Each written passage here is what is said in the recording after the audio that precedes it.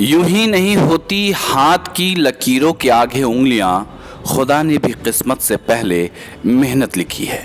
जी हाँ, मैं बात कर रहा हूं जहानाबाद में अंजुमन तरक्की उर्दू बिहार के ज़ेरे एहतमाम जहानाबाद में सहायक उर्दू अनुवादक पद के लिए विशेष कोचिंग चलाया जा रहा था, जिसमें तकरीबन 85 बच्चे सहायक उर्दू अनुवादक पद के लिए कोचिंग कर रहे थे। इस कोचिंग के 85 में तकरीबन 32 बच्चों ने ये एग्ज़ाम पास कर लिया है और इन 32 बच्चों में जो सबसे ज़्यादा 29 लड़कियों ने कामयाबी हासिल की है, जो उनके लिए फ़ख्र की बात है। बच्चियां जिन्हें घर से निकलने के लिए कई जद्दोजहद मशक्क़तें करनी पड़ती है और आज उन्होंने सहायक उर्दू अनुवादक पद के लिए जो प्रारंभिक परीक्षा था उसे पास कर लिया है।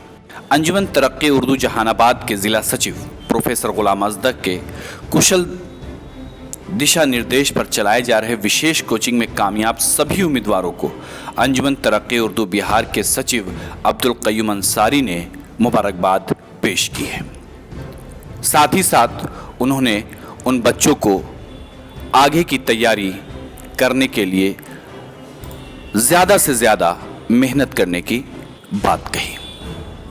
कहा जाता है कि जब हौसला बना लिया ऊंची उड़ान का, जब हौसला बना लिया ऊंची उड़ान का, फिर देखना फजूल है कद आसमान का। जी हाँ, इन बच्चों के लिए जो अपना हौसला बुलंद कर चुके हैं। जहानाबाद से मुशर्रफ पालवी की रिपोर्ट। अभी मैंने बीएसएससी का एग्ज़ाम दिया, सहायक उर्दू अनुवादक का इंटर लेवल पे। जी, कहाँ इसकी तैयारी करती थी? मैं ये इसकी तैयारी अंजुमन तरक्की उर्दू जहानाबाद गुलाम अज़दक सर क्या करती थी। क्या मतलब अभी एक स्टेप इसमें और बाकी है? जी, किस तरीके की इसकी तैयारी अब करने के लिए सोच रहे हैं? इसमें एक स्टेप और बाकी, मेंस का तैयारी करना है, जो हम लोग यहीं अंजुमन तरक्की उर्दू जहानाबाद करनी है हम लोग को। क्या पैगाम देना चाहेंगे और लड़कियों को? मैं और लड़कियों को यही पैगाम देना चाहती हूँ कि हम लोग आगे बढ़ें, पढ़ाई करें, अपने एजुकेशन के लिए खुद अपने आप पे निर्भर रहें। जी, हमने बीएसएससी की उर्दू सहायक उर्दू अनुवादक के एग्ज़ाम को पास किए हैं। इसमें परसेंटेज भी कुछ शो किया है? नो सर, इसमें परसेंटेज शो नहीं किया है, बस इसमें रोल नंबर से ही सबका रिजल्ट आया है। जी, अगला कितना स्टेप बाकी है? अगला सिर्फ मेंस बाकी है। अभी ये जो एग्ज़ाम पास किया उसमें पढ़ाई के लिए आप किस तरीके से तैयारी किया? मैंने इसमें अंजुमन तरक्की प्रोफेसर गुलाम अज़दक सर के यहाँ तैयारी की थी, जिसमें हमें बहुत ही ज़्यादा हौसला अफजाई मिली है और हम यहाँ के पढ़ाई से बहुत ज़्यादा खुश हुए हैं। तो हम यही चाहते हैं कि मेंस की तैयारी में हम प्रोफेसर गुलाम अज़दक सर से ही पढ़ें और यहीं से अपनी आगे की पढ़ाई कामयाबी हासिल करें। और सर का भी बहुत बहुत ज़्यादा धन्यवाद देना चाहते हैं, बहुत ज़्यादा सर को भी मुबारकबाद है जो हम लोग को इस स्टेज पे लाके खड़ा किए हैं कि हम लोग आगे भी अपना हौसला अफजाई करना चाहते हैं। से ये तो बीएसएससी का एग्ज़ाम था इंटर लेवल पे और इसमें अभी मेंस की तैयारी करनी है हमें और उसे पार करना है, जो हमारे लिए थोड़ा डिफ़िकल्ट लग रहा है, लेकिन इंशाल्लाह हमको जी जो मेन हम जो टाइप राइटिंग का होता है ट्रांसलेटर, हमें उस पर फोकस करना है। जैसे बहुत देखा जाता है कि बहुत सी लड़कियों को घर से बाहर पढ़ने के लिए नहीं भेजा जाता है, आप यहाँ तक आएंगे, क्या कहना चाहेंगे आप लोग? नहीं, माशाल्लाह मेरे घर का मतलब जो माहौल मेरे वालिदा ने दिया वो खुद एजुकेटेड थे और हमें बचपन से यही सिखाया गया कि आप खुद अपने मतलब सेल्फ डिपेंड रहो, अपने पैर पे खड़े रहो और आज जो हम हैं यहाँ वो हमारे माँ बाप की बदौलत ही हैं। दूसरी और लड़कियों को क्या पैगाम देना चाहेंगे? हम यहाँ मुसलमान लड़की हो या हिंदुस्तान की जो भी लड़की हो, हम उसे यही कहना चाहते हैं कि वो हमेशा सेल्फ डिपेंड रहे अपने एजुकेशन को लेकर के, कभी किसी गलत फैसले के आगे सर नहीं झुकाए। इस मेरी तरफ से अभी हम लोग उर्दू मुतरजम का एग्ज़ाम दिए हैं सहायक का, जिसमें इंटर लेवल पे था। इसके पहले बहुत सारे ग्रेजुएशन पे भी एग्ज़ाम दिए।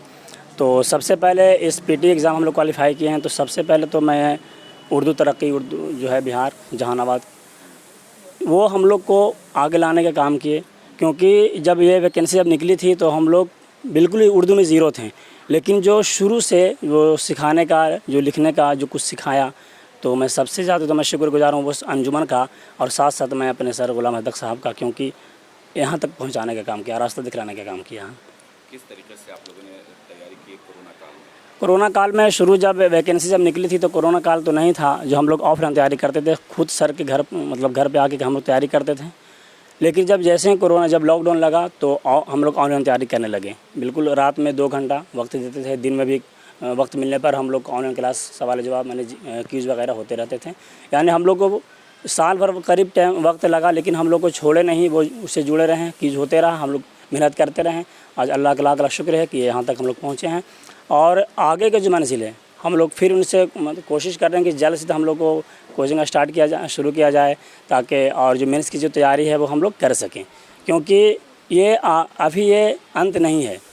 और इसी खुशी में सारी खुशी नहीं है, क्योंकि आगे के मंजिल अभी जो बहुत हार्ड समझिए, यानी 100 में 100 में आपका टक्कर है। पहले तो था कि एक सोचते हैं कि चलो 50 लोग पढ़ने वाले हैं, 50 लोग नहीं पढ़ने वाले, लेकिन अब वैसी बात नहीं, जो भी लगें वो तो पूरी मेहनत करेंगे। तो हम लोग को ज़्यादा से ज़्यादा वक्त देना होगा, मेहनत करनी होगी, तब जाकर ये मंजिल हम लोग पहुँच पाएंगे। अभी ये बीएसएससी की तरफ से जो है कि माविन उर्दू मुतरजिम का इम्तहान हम लोग पास किए हैं। इसकी तैयारी कैसे करते थे और कहाँ पे? हम ये तैयारियां जो है कि अंजुमन तरक्की उर्दू जहानाबाद की जानिब से चलाई जा रही थी विशेष कोचिंग, जिसमें प्रोफेसर गुलाम असदक सर जो है कि हम लोग की रहनुमाई फरमा रहे थे, कर रहे थे।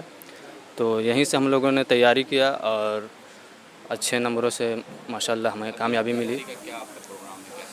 अगला तैयारी का हम लोग का यही है प्रोग्राम के यहीं अंजुमन तरक्की उर्दू जहानाबाद में प्रोफेसर गुलाम असदक सर से जो है कि हम लोग की तैयारी चलेगी, इन्हीं से तैयारी मुकम्मल हमारी फिर और होगी। किस तरीके से आपने इन लोग की हौसला अफजाई की, पढ़ाई किया, उसको रोशनी डाला? बहुत शुक्रिया जनाब मुशर्रफ इमाम पालवी साहब कि आपने वक्त निकाला और बच्चों की हौसला अफजाई के हवाले से ये बच्चों का इंटरव्यू भी लिया है और मुझसे भी कुछ सवालात कर रहे हैं। सबसे पहले मैं आपके सवाल से पहले एक शेर में अपनी बात, आपके बात की जवाब देना चाहता हूँ कि पीछे बंधे हैं हाथ और शर्त है सफ़र। पीछे बंधे हैं हाथ और शर्त है सफ़र, किससे कहे कि पाँव का कांटा निकाल दो। अभी जिस मंजिल पर ये हैं,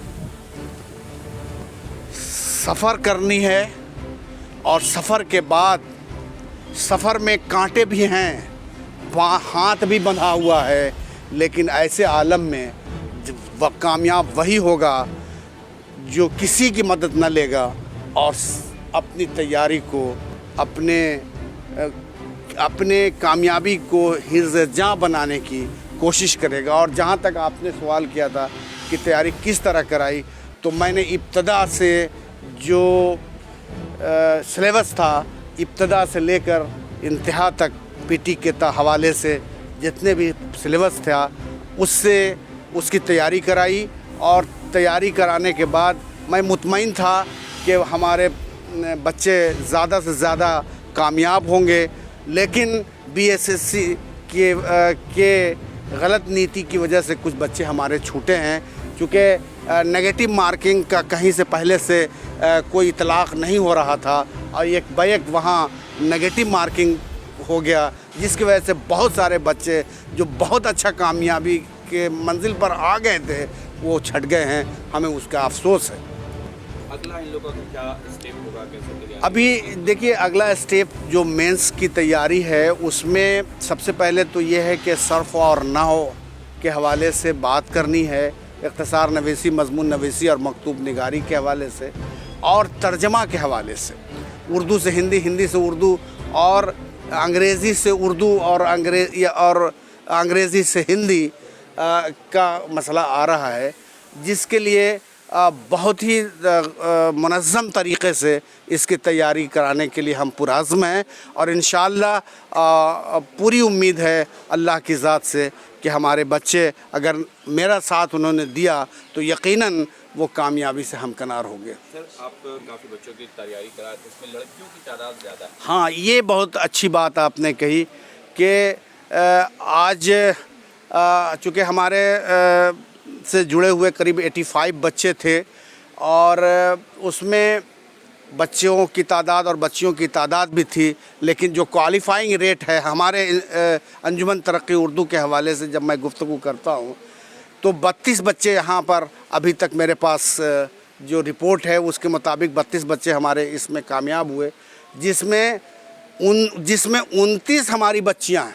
ये बहुत खुशी की बात है और 3 हमारे बच्चे उसमें कामयाब हुए हैं। ये एक अच्छा संकेत है कि मुस्लिम ख़वातीन में अब घर से बाहर निकलकर तालीम हासिल करने से के साथ साथ रोज़गार के लिए भी अपने को आगे करने में 1 नंबर पर दिखाया। और 1 नंबर नहीं, 32 में 29 सिर्फ बच्चियों ने वो मकाम हासिल किया है। ये बहुत खुशी की बात है मेरे लिए भी। ये तो वाकई बहुत खुशी की बात है, ख़ासकर मुस्लिम घराने के लिए कि मैं बच्ची ज़्यादा इनके गार्जियन को कहूँगा कि इनके गार्जियन को मुबारकबाद है, इनके वालदा को, इनके वालिद साहब को, कि उन्होंने बच्ची के इतना बड़ा हौसला अफजाई किया कि ये बच्ची घर से इस दौर में जहाँ हर तरह से बच्चियों को दबाया जा रहा है, बच्चियाँ बाहर नहीं निकल पा रही हैं, जो हालात हैं इस वक्त, और उस पर ये बच्चियाँ निकल के कामयाब हुई हैं। वाकई ये बच्ची और इनके घर वाले लोग मुबारकबाद का पुष्टा। अभी जो हालात हैं, एग्ज़ाम भी दूसरी पीटी है, इन लोगों को क्या कहना चाहेंगे? इन लोगों को मैं ये कहना चाहूँगा जिस हालात में ये बच्चियाँ पास हुई हैं और ये बच्चे पास हुए हैं, मैं ख़ास करके उर्दू के हवाले से कहना चाहूँगा कि उर्दू को जिस तरह से ये हुकूमत में कुचलने की कोशिश की जा रही है, वहाँ इन बच्चियों से हमारी बहुत सारी उम्मीदें वाबस्ता हो गई हैं कि ये बच्चियाँ जा करके उर्दू पे काम करके उर्दू को आगे बढ़ाने के लिए और उर्दू के मुस्तक़बिल को जमाने के लिए काम करेंगे। इंशाअल्लाह ताला हमारी दुआएं भी हैं और इनसे हमारी उम्मीदें भी हैं।